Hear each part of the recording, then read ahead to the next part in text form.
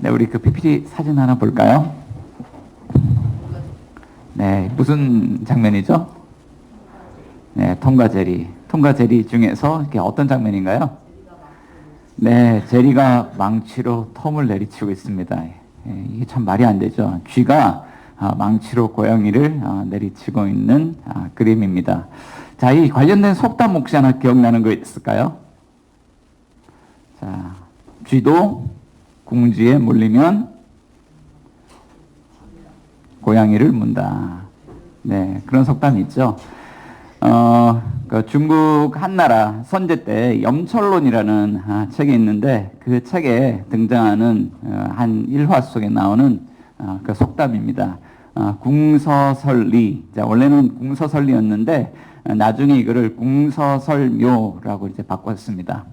궁할궁자, 쥐서자, 깨물설자, 고양이 묘자.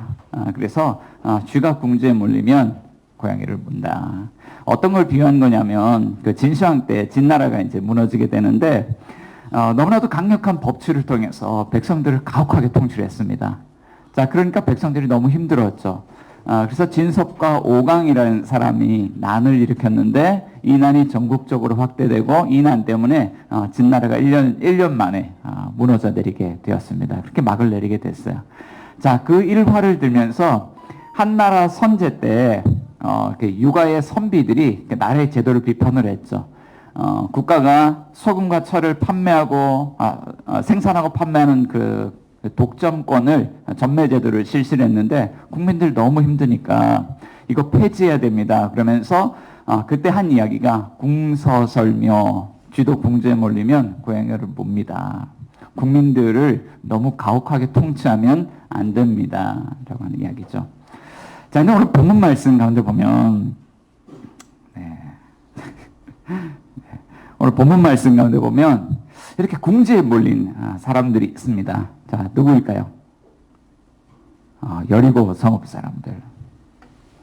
자, 이 사람들은 이스라엘 백성들이 쳐들어온다는 이야기를 듣고요. 왕이 봉쇄령을 내렸습니다. 그리고 이 여리고 성읍은 문은 굳게 닫혔고 개미 새끼 한 마리 지나다닐 수 없는 그런 상황이 되었습니다. 자, 그 이유가 있습니다. 2장 11절에도 나오고 5장 1절에도 나오는데 자, 이 백성들이 마음 안에 큰 두려움이 생겼어요. 저 홍해 바다를 말리신 하나님, 광야에서 이스라엘 백성들을 이끄신 하나님, 또 이 주변의 나라들을 다 무너뜨리신 그 하나님, 이스라엘 백성들의 하나님이 이스라엘 백성들을 요단강을 건너게 하셨다는 소식을 듣고 마음이 아주 두려웠습니다. 그래서 봉쇄 조치를 내렸던 것이죠. 자, 한번 생각해 볼게요. 자, 이게 마치 궁지에 몰린 쥐와 같이 아주 단단히 겁을 먹고 봉쇄 조치를 내리고 이 성 안에서 이스라엘 군대와 싸울 준비를 하고 있습니다.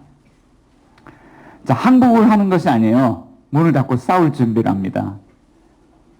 자, 그러면 정말 여리고성이 작은 성읍이거든요. 이스라엘 군대는 수십만 명이고. 자, 이 싸움을 준비하면서 한판 승부를 준비하는 그 여리고 성읍 사람들과 이스라엘 군사들이 싸우려고 그러면 여호수아는 어떤 작전을 세워야 될까요? 자, 쥐가 깨물 준비를 하고 있어요.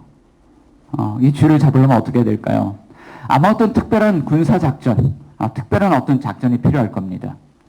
자, 그런데 여호와의 군대 대장이 여호수아 앞에 나타나서 그의 앞길을 가로막았습니다. 그리고 하나님의 작전을 하나님께서는 이렇게 싸우실 거야. 하나님의 작전을 이야기를 했습니다. 자, 그 작전이 6장 3절부터 5절까지인데 내용을 정리해보면 이렇습니다.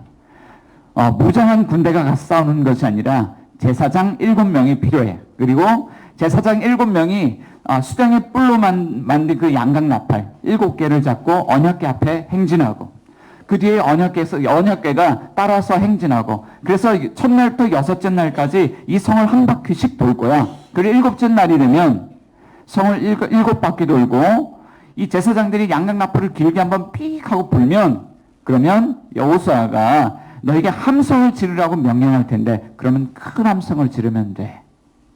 그러면 이 성벽이 무너질 거야. 자, 하나님께서 이런 작전을 말씀하셨다는 거예요. 보세요. 이게 군사작전입니까? 칼과 창으로 싸우는 싸움입니까? 투석기를 동원해서 성벽을 무너뜨리는 작전입니까? 이 전쟁에 누가 싸우냐면 제사장 7명, 양각 나팔 7개, 언약궤, 그것이 전부입니다. 여러분, 이걸로 어떻게 여리고 성벽을 무너뜨릴 수 있을까요? 어떻게 여리고 성읍을 차지하고 이 전쟁을 승리로 이끌 수 있을까요? 자, 근데 오늘 우리도 기독교의 복음을 믿고 크리스천으로 살아가면서 우리가 살아가는 것은 세상 속에서 살아가는 거죠. 살아가면서 이런 고민들을 해요. 우리 청소년들 앞으로의 한 10년, 20년 후의 미래를 생각하면 여러분 좀 어떻습니까? 과연 나는 나의 삶을 제대로 건강하게 성공적으로 잘 살아갈 수 있을까? 또 이렇게 답답한 마음이 찾아올 때가 있지 않습니까? 그런 마음이 찾아오는 이유는 이거죠. 우리도 살아가는데 이 세상을 치열하게 살아가야 된다는 걸 알아요. 우리가 살아가면서 많은 자원이 필요하다는 것을 알아요. 좋은 학교 진학해야 합니다. 또 좋은 직장 얻어야 합니다. 살아가면서 정말 우리의 삶을 안정되게 만들기 위해서 우리가 뭔가는 치열한 노력들이 필요합니다. 그런데 오늘 우리가 공부를 하면서 열심히 공부를 하고 있으면서도 마음이 불안해요. 과연 될까? 아이들만 그렇습니까? 우리 어른들은 안 그렇습니까? 그래서 우리는 신앙생활을 하면서 기독교의 복음을 믿는 신앙인이라고 할지라도 우리에겐 늘 이런 질문이 따라다녀요. 도대체 우리가 신앙인으로서 이 세상을 어떻게 살아가야 됩니까? 영적 전쟁이잖아요.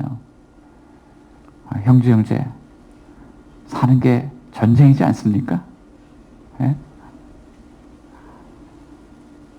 한준이 공부하는 게 전쟁이지 않습니까? 우리 예수 믿는데 어떻게 살아가야 됩니까? 자, 첫째로 우리 신앙인은 우리 모두가 이런 영적 전쟁이 일어나는 삶의 현장에 서 있는데 하나님은 우리에게요, 우리 신자는 오직 믿음으로 살아야 한다라고 말씀하고 있습니다. 자, 한번 따라해 봅시다. 오직 믿음으로 살자. 자, 우리 옆에 분들에게요, 오직 믿음으로 삽시다. 이렇게 한번 서로 고면해 봅시다. 네. 자, 성경이 우리에게 이야기해주는 삶의 방식이 있습니다. 그것은 열심히 사는 것이 아니에요. 그것은 착하게 사는 것도 아니에요. 자, 성경은 우리에게 이렇게 이야기를 하고 있죠. 말씀만 페이지 한번 보세요. 네, 준호야? PPT. 자, 히브리서 11장 6절 우리 같이 한번 읽어봅니다. 시작.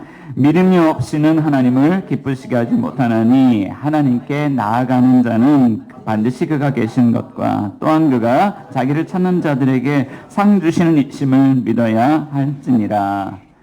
자, 기독교인, 우리 기독교의 복음을 믿고 사는 그리스도인들이 살아가는 삶의 방식, 믿음이 없이는 하나님을 기쁘시게 할 수 없다. 무엇으로 삽니까? 믿음으로 살죠. 자, 근데 믿음으로 산다는 건 뭡니까? 자, 이 본문 안에 이렇게 이야기를 하고 있죠. 하나님이 살아계신 것을 믿는 겁니다. 그리고 하나님이 자기를 찾는 자들에게 상 주신다는 것을 믿고 사는 겁니다. 그러니까 믿음이라는 것은 뭔가 내 마음대로 믿고 맹목적인 것을 믿고 살아가는 것이 아니라 이 성경에 나오는 이런 진리, 하나님이 계십니다라고 하는 이런 진리를 믿고 산다는 거예요. 자, 그래서 풍성한 삶의 기초라는 책을 쓴 김형국 목사님이 기독교의 믿음에 대해서 이렇게 이야기합니다. 기독교의 믿음은 미신이나 맹신이나 광신이 아니라 확신입니다. 자, 기독교의 믿음이 확신인 것은 우리 기독교의 믿음이 아무거나 그냥 내 마음대로 믿는 게 아니라 그런 믿음의 내용, 성경의 진리를 믿는 믿음이기 때문입니다. 라는 거예요. 자, 오늘 본문 안에서요, 하나님이 여호수아에게 믿으라고 주신 말씀이 있었어요. 자, 오늘 보면 6장 2절 가운데 보면 하나님이 싸우기 전에 군대 대장을 통해서 이렇게 약속하시죠. 자, 여호와께서 여호수아에게 이르시되 보라, 내가 여리고와 그 왕과 용사들을 내 손에 넘겨주었으니. 자, 싸움이 시작되지도 않았는데 하나님이 자, 이미 이 여리고성을 네 손에 넘겨주었다. 아직 일어나지도 않은 일인데 이 사건의 결과를 미리 알려주고 있죠. 자, 우리는 이런 걸 대단히 싫어합니다. 드라마 재방송을 보는데 나는 못 봤어요. 근데 내 남편이 또는 우리 아내가 드라마를 미리 봤죠. 같이 드라마를 보고 있는데 옆에서 짤을 이야기를 해주는 거예요. 다음 장면에 뭐 어떤 장면 나온다? 이 드라마를 보는데 얼마나 열 받습니까? 자, 그런데 이 성경 속 이야기는 굉장히 달라요. 과정이 어떻게 진행되는지 전혀 알 수 없습니다. 결과는 알고 있지만 아직 한 번도 경험해 보지 못한 그런 일이기 때문에. 자, 그래서 하나님이 이미 이 성을 내 손에 넘겨주었어 라고 말할 때 여호수아는 이 말씀에 두 가지 방식으로 반응할 수 있습니다. 하나는 믿지 않는 겁니다. 믿지 않을 경우에는 지금 이 여리고 성읍을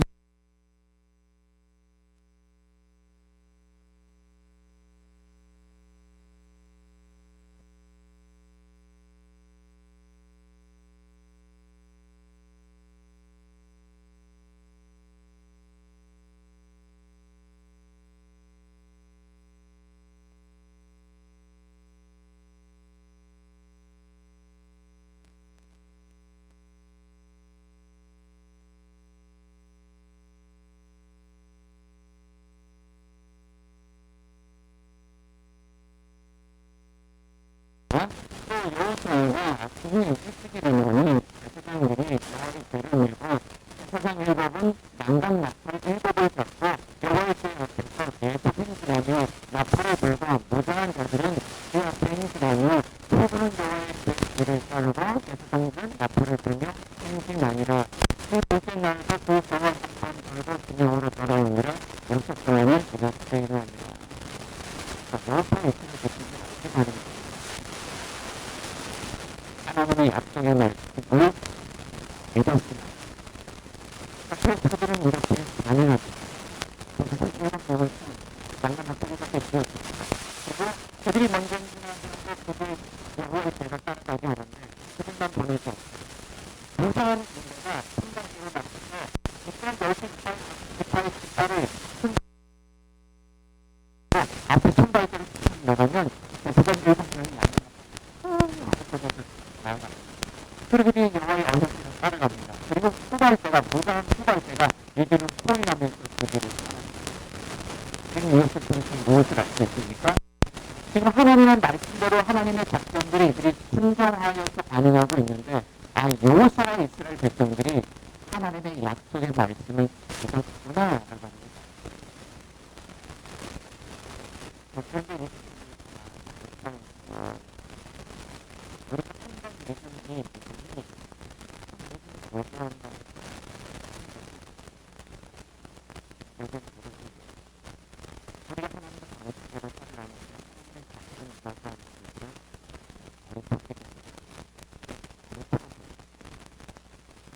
우리가 하나님의 작전대로 그 말씀에 순종해서 살아가지만 아무 일이 보이지 않습니다. 도저히 모든 게 보이지 않습니다.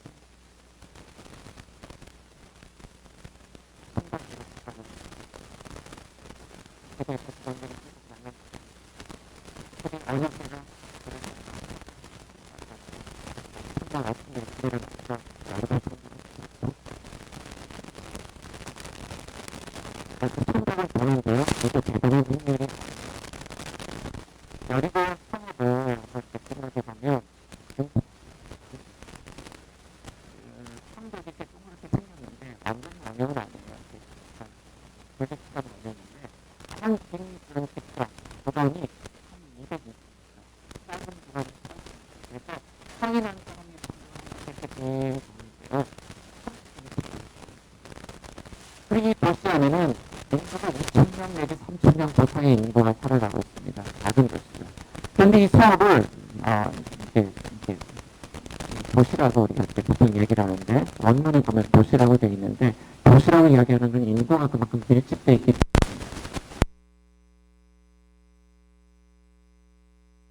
때문에 3,000명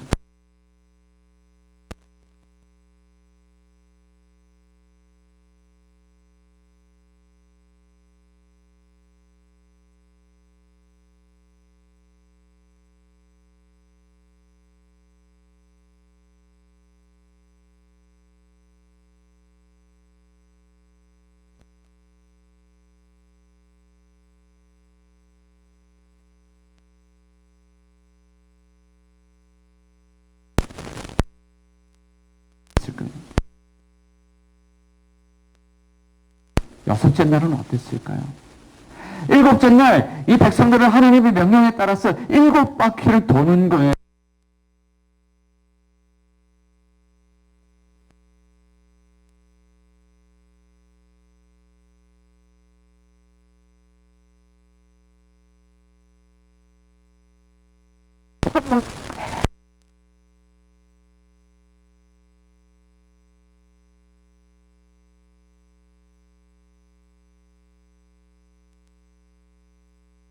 여호수아가 침묵하세요라고 침묵 명령을 내렸습니다. 도는데 나팔 소리밖에 안 들려요. 이 사람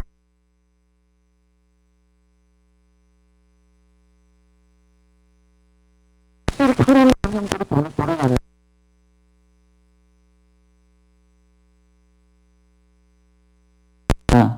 두려운 마음 들지 않았을까요? 혹은 날마다 싸우겠다고 와서 있는데 이 수십만 이 대군이 칼과 창으로 싸우는 것이 아니라 날마다 제사를 드리면서 언약궤를 앞세우고 그냥 성을 돌기만 해요. 저 성벽 안에 있는 사람들이 스투피드 그러면서 저 무식한 사람들. 그러면서 조롱하고 비웃는 그런 소리가 들리지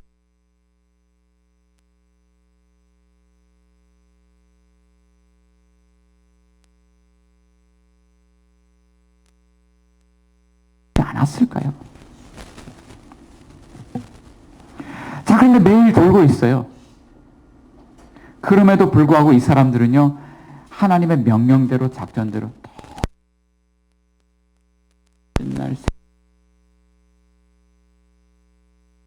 또 그들은 하나님의 명령대로 말씀대로 그대로 순종합니다. 하나도 변화되는 것이 없음에도 불구하고.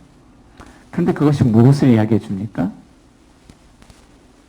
그들이 하나님을 신뢰하고 있다는 것을 이야기해 주는 거예요. 그러니까 우리가 믿음으로 산다라고 하는데 이것이 어떤 추상적인 어떤 것이 아니라 믿음이 바로 우리의 삶의 모습들, 우리의 삶을 형성한다라고 하는 거예요. 책을 한 권 소개를 시켜드릴 텐데요. 미국의 기독교 철학자 제임스 스미스라고 하는 그런 분이 있습니다. 자, 습관이 영성이다라는 책을 썼는데 이분이 이 책에서 어떤 이야기를 하냐면 당신이 사랑하는 것이 바로 당신입니다 라는 이야기를 해요. 자, 우리 모두는요, 마음 안에 원하는 것, 마음 안에 사랑하는 것, 마음 안에 예배하는 대상을 가지고 있습니다. 하연아, 너도 마음에 원하는 게 있지? 승호야, 너도 마음에 원하는 게 있지? 자, 그게 단지 마음에 원하는 단순히 그걸 끝나는 게 아니라 마음에 원하는 게 바로 우리가 사랑의 대상이고 예배의 대상이에요. 주의자매 마음에 원하는 거 있죠? 네. 그런데 그 마음에 원하는 것들이 그냥 우리 마음 속에만 있는 게 아니에요. 이 마음에 원하는 것들이 우리의 삶을 형성한다는 거예요. 그러니까 이럴 수 있습니다. 나는 공부를 해야 돼, 공부를 열심히 해야 돼 그러는데 마음은 항상 핸드폰 게임이 항상 생각이 나요. 그래서 짬짬이 시간 날 때마다 핸드폰 게임을 합니다. 마음이 어디 있습니까? 공부는 하고 있지만 사실은 공부하는데 마음이 있는 게 아니라 핸드폰 게임이 내 마음의 예배의 대상인 겁니다. 자, 역으로 이렇게 이야기를 할 수 있습니다. 우리의 삶의 모습들, 삶의 습관들을 잘 살펴보면 내가 마음으로 원하는 것, 내가 마음으로 예배한 것이 바로 이것이었구나. 오늘 이스라엘 백성들이요, 참 신기해요. 어떻게 이 사람들이 오와 열 흐트러지지 않고 말 한마디 하지 않고 어떻게 첫째 날부터 여섯째 날까지 꼬박꼬박 한 바퀴를 돌고 일곱째 날 일곱 바퀴를 돌고 여호수아의 명령에 따라서 그렇게 따를 수 있을까? 어떻게 이 사람들의 삶이 이런 모습들을 형성할 수 있을까? 자, 그들 마음속에 무엇이 있습니까? 하나님을 향한 신뢰, 하나님을 향한 예배가 그들 마음속에 있었다는 거예요. 그러니까 오늘 본문을 통해서 하나님은 오늘 우리에게 이런 질문을 합니다. 여러분들은 삶이 어떻게 형성되어 있습니까? 여러분들은 습관적으로 어떤 삶을 살아가고 있습니까? 자, 그러면 마음속으로 더 깊이 들어서 하나님 질문을 던지시죠. 여러분들이 마음으로 사랑하는 것은 무엇입니까? 여러분들이 마음으로 신뢰하는 그 대상이 누구입니까? 무엇입니까? 묻고 있는 것이죠. 자, 오늘 본문은 하나님을 믿는 믿음이 우리의 삶을 형성한다. 오직 믿음으로 살아야 된다는 걸 이야기합니다. 자, 그러면 왜 우리는 그런 방식대로 살아가야 될까요? 둘째는 오늘 우리의 싸움이 우리가 아닌 여호와께 속한 싸움, 여호와께 속한 전쟁이기 때문에 그렇습니다. 따라봅시다. 우리의 싸움은 여호와께 속했습니다. 네, 옆에 분들하고 그렇게 권면합시다. 우리의 싸움은 여호와께 속한 싸움입니다. 성경은요, 일상 속에서 우리가 날마다 치르는 이런 영적 전투가 여호와께 속한 전쟁이라고 이야기합니다. 특별히 우리 일상적인 싸움 가운데 일어나는 그 싸움을 다윗과 골리앗의 싸움에 비유하기도 하는데요. 그건 이렇습니다. 보통 우리에게 찾아오는 삶의 문제들이 보통 우리 자신들보다 훨씬 클 때가 많아요. 내 힘으로 해결하지 못할 때가 많아요. 어떤 경제적인 문제, 건강의 문제 찾아오는 것이 내 힘으로 정말 상대하기 너무나도 버겁습니다. 그래서 마치 다윗이 골리앗을 보듯이 우리가 우리의 삶의 문제들을 바라보는데 그렇게 크게 바라봅니다. 자, 그런데 다윗이 어떻게 싸웠을까요? 사무엘상 17장 47절 말씀 가운데 보면 이렇게 싸웠다는 거예요. 자, 이렇게 한번 읽어볼게요. 시작. 또 여호와의 구원하심이 칼과 창이 있지 아니함을 이 무리에게 알게 하리라. 전쟁은 여호와께 속한 것인즉 그가 너희를 우리 손에 넘기시리라. 자, 우리는 삶의 문제를 해결하려면 칼과 창이 필요하다고 이야기합니다. 돈이 필요하고 아는 사람들 관계가 필요하고 무언가 힘과 지혜가 필요하고 자원이 필요하고 뭔가 이런 어떤 힘이 있어야 해결된다고 생각을 합니다. 그런데 다윗은요, 칼과 창이 있지 아니하다. 우리의 싸움은 여호와께 속했다. 여호와의 이름으로 골리앗을 상대했다는 겁니다. 자, 오늘 본문도 이 싸움이 의도적으로 여호와께 속한 전쟁이라는 것을 우리에게 보여주고 있습니다. 우리에게 보여주는 두 가지 이미지가 있습니다. 지난주에 우리가 여호와의 군대라는 제목으로 설교하면서 이런 두 가지 이미지를 나눴는데 하나는 시각적 이미지예요. 눈에 보이는 게 있습니다. 여호와의 언약궤가 보이죠. 또 청각적으로 들리는 이미지가 있습니다. 나팔 소리가 들려요. 눈에 보이는 언약궤와 귀에 들리는 이 나팔 소리, 지난 시간에 이것이 의미하는 것을 제가 설명을 해드렸는데요. 하나님의 임재를 뜻한다는 것을 설명을 해드렸습니다. 제가 또다시 설명하지는 않겠습니다. 자, 근데 오늘 본문을 보면서 문제는 이거예요. 언약궤, 나팔 소리, 이것이 이 전쟁 가운데 하나님이 임재하셔서 하나님이 싸우는 전쟁이라는 것은 알겠는데 이것이 정말 하나님께 싸우신다는 것을 우리가 어떻게 알 수 있습니까? 눈에 보이지 않는 하나님이 우리를 대신해 싸우신다는 걸 우리가 어떻게 알 수 있습니까? 그런데 오늘 성경은 우리에게 알 수 있다고 이야기를 하고 이 두 가지를 이야기를 하고 있는 거예요. 만약 하나님의 초자연적인 능력으로 이 여리고 성읍이 무너지게 된다면 그때 하나님께서 이스라엘 백성들에게 요구하시는 두 가지 행동 명령이 있습니다. 첫 번째 행동 명령은 이겁니다. 한번 보여주실래요? 자, 온전히 바치라는 거예요. 자, 성경 말씀 17절, 18절, 21절 가운데 보면 자, 이렇게 이야기를 하고 있죠. 17절에 보면 이 성과 그 가운데 있는 모든 것은 여호와께 온전히 바치되 온전히 바치라. 18절 너희는 온전히 바치고 온전히 바치라는 게 또 나오죠. 그 바친 물건에 손대지 말라 이야기합니다. 자, 21절에도 또 이야기하죠. 모든 것을 온전히 바치되 온전히 바치라는 거예요. 자, 여기 18절에 보면 바친 물건이라는 명사가 나옵니다. 자, 근데 이 바치다라는 이 단어를 동사형으로 바꾸면 다른 장에서 여호수아 10장, 11장에 나오는 그때 이제 전쟁 이야기가 나오는데 거기서는 이 단어가 이렇게 번역이 돼요. 진멸하다, 진멸시키다라는 단어로 번역이 됩니다. 자, 근데 전쟁 가운데 뭔가를 진멸한다는 것은요, 이런 의미가 들어 있습니다. 는 살아있는 모든 것들을 칼로서 다 죽인다는 의미예요. 그리고 불에 탈 수 있는 모든 것을 불로 태운다는 거예요. 그런데 칼로도 안 되고 불에 태워도 안 없어지는 것들이 있습니다. 귀금속들. 이런 것들은 다 몰수해서 여호와께 제물로 바치라는 것입니다. 그것이 이 온전히 바치다의 의미입니다. 자, 그런데 이 명령 안에는 하나의 저주가 포함이 되어 있습니다. 만약에 하나님께서 이것을 명령했는데 명령대로 순종하지 않는다면 그 명령을 받은 사람들이 어떻게 될까요? 그들이 반대로 하나님의 심판을 받아서 진멸을 당한다는 저주가 포함이 되어 있어요. 이스라엘 백성들 어떻게 했을까요? 본문 21절과 24절 성경책 읽어보면요, 그들은 똑같이 반응했어요.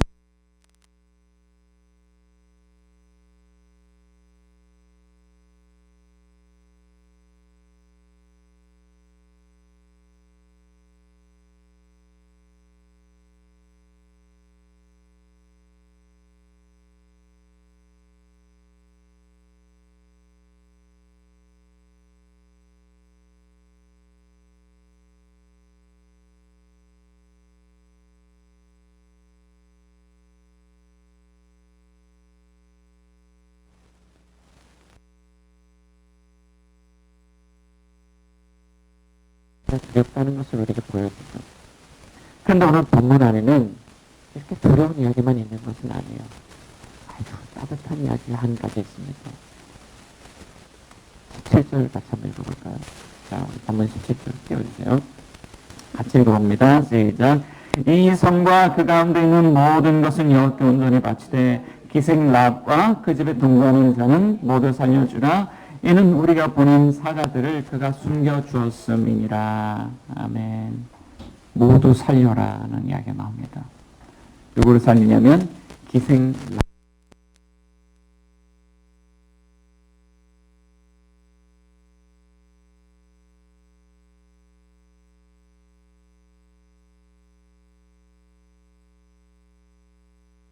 자, 그가 비록 기생이었고 몸을 파는 매춘부였음에도 불구하고 하나님 살려라고 이야기를 하죠.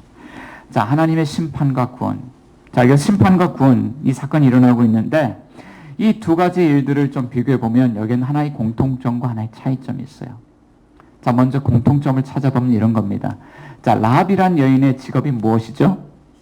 기생입니다. 몸을 파는 여인입니다. 자, 이것은 이 여인이, 구원받은 여인이 매춘부였다는 것을 의미하지만 이것은요, 어떤 이 도시의 현재 어떤 그런 모습들, 하나님 바라보신 이 도시의 모습들을 상징하는 단어이기도 합니다. 온 세상의 창조주요 만물의 주님이시여 만군의 주이신 그 여호와 하나님, 이 땅에 살아가는 모든 백성들이 그 하나님을 예배해야 될 의무가 있지만 이 여리고 성읍 사람들이 심판을 당하는 이유는 이거죠. 하나님을 버리고 우상을 섬겼어요. 음란하게 영적으로 간음을 행합니다. 자, 그런데 영적 간음을 행한 것뿐만 아니라 이 기생이란 단어를 통해서 알 수 있죠. 2,000명, 3,000명 밖에 되지 않는 도시에 어떤 문화가 있냐면 매춘을 하는 문화가 완전히 뿌리 깊게 자리를 잡고 있어요. 성적으로 문란하고 타락한 도시예요. 그러니까 이 도시를 향해서 하나님이 그런 죄악들을 하나님이 얼마나 미워하시는지 하나님이 진노의 심판을 드러내시는 거죠.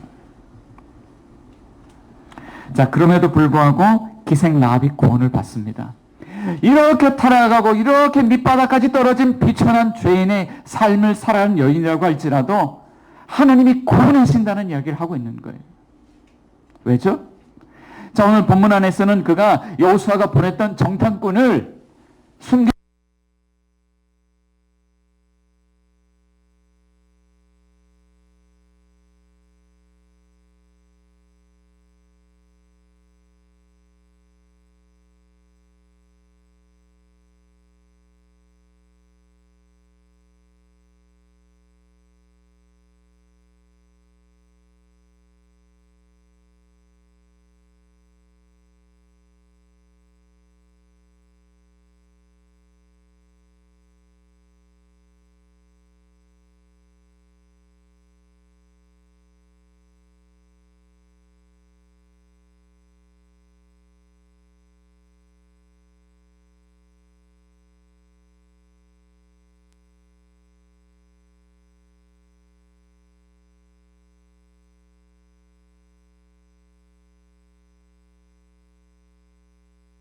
하나님을 이 여인이 믿었다는 거예요. 이 믿음 때문에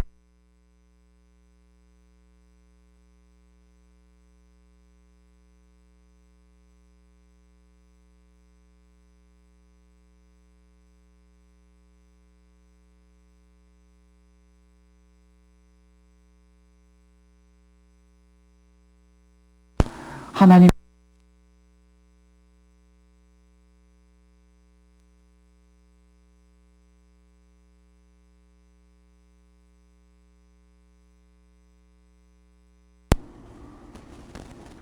장로님, 믿음으로 사는 게 쉽습니까?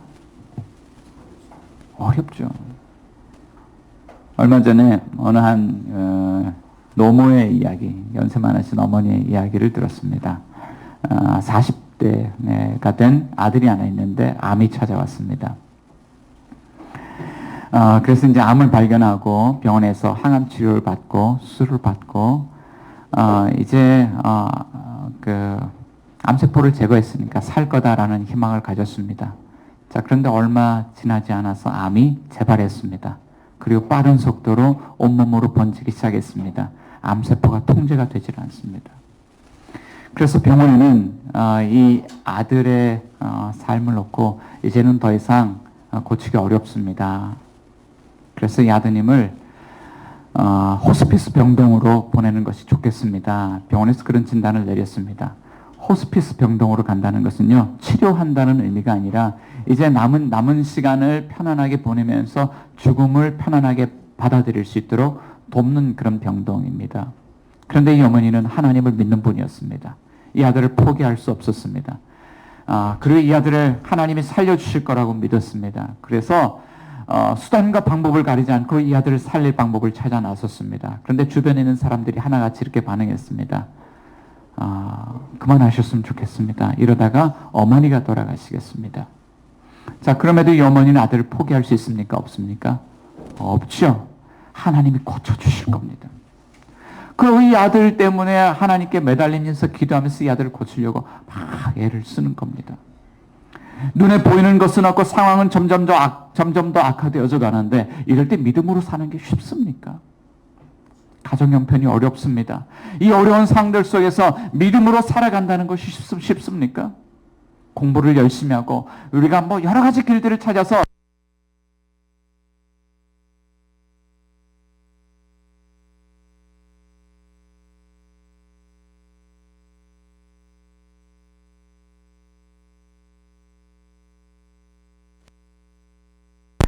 이 사역을 이렇게 진행을 하면서요, 늘 항상 첫 번째 그 순간이나 지금이나 항상 제자리 걸음하는 것들이 느껴져요. 오늘 본문 안에는 여리고 성읍을 6째 날까지 돌고 7째 날 7바퀴 돌았다고 되어 있는데 저는요, 하루가 1년과 같아요. 5년을 돌고 6년을 돌고 7년을 돌고 7년째 7바퀴를 돌고 있는데 항상 제 눈에 보이는 것은 처음이나 지금이나 똑같은 그런 상황처럼 보입니다. 이런 상황 속에서요, 참 이렇게 살기 쉽지 않은데 삶의 루틴대로 마을 목회도 하고 주일 살 때 이렇게 열심히 하고 있는데 눈에 이제 보이는 변화들이 없을 때 믿음으로 살아간다는 것이 여러분 쉽겠습니까? 우리 마음속에는 항상 이런 마음이 들끓어요. 뭔가 변화를 만들어내고 싶다. 뭔가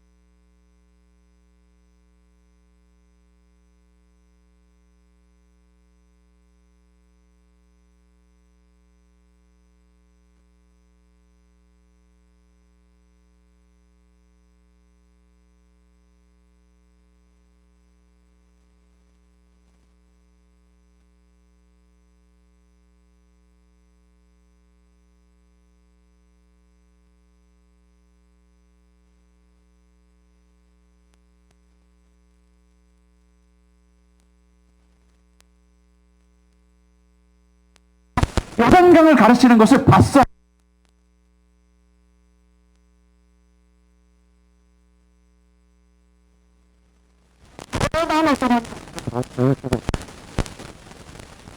오늘 본문에는요,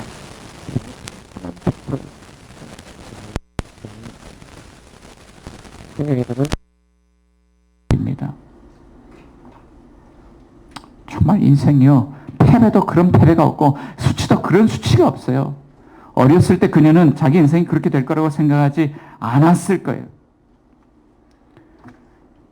자, 여호수아는 하나님이 그녀를 구원하시는 것을 봤지만 오늘 우리는 성경의 역사를 통해서 그녀의 인생이 어떻게 놀랍도록 바뀌게 되는지를 보게 돼요. 마태복음 1장에 보면 예수님의 족보 이야기가 나옵니다. 근데 1장 5절 말씀 가운데 너무 놀라운 이야기가 있어요. 주나요? 1장 5절 한번 보여줄래? 읽어볼까요? 시작. 살몬은 라합에게서 보아스를 낳고 보아스는 룻에게서 오벳을 낳고 오벳은 이세를 낳고 이세는 다윗왕을 낳으니라. 16절도 볼게요. 시작. 야곱은 마리아의 남편 요셉을 낳았으니 마리아에게서 그리스도라 칭하는 예수가 낳으시니라. 마태복음 1장 예수님의 족보에는요 5명의 이방 여인이 등장합니다. 그 중에 한 사람이 1장 5절에 라합이라는 여인인데 이 여인이 누구냐면 바로 여리고 성에서 구원받았던 기생 라합이에요. 그런데 마태복음 1장이 기생 라합에 대해서 어떻게 이야기를 하고 있냐면 누구의 어머니가 됐습니까? 예수님의 어머니가 됐다는 이야기를 하고 있는 거예요. 하나님의 아들 예수 그리스도, 우리를 구원하시기 위해서 오신 메시아, 바로 그 하나님의 아들을 낳은 그 아들의 어머니가 누구냐? 바로 기생 라합이라는 거예요. 천하디 천한 모든 사람들에게 손가락질 받는 여정에 그날 하나님을 믿고 인생의 방향을 돌이켜서 하나님께로 돌아왔더니 하나님이 그녀의 인생을 얼마나 높여주셨습니까?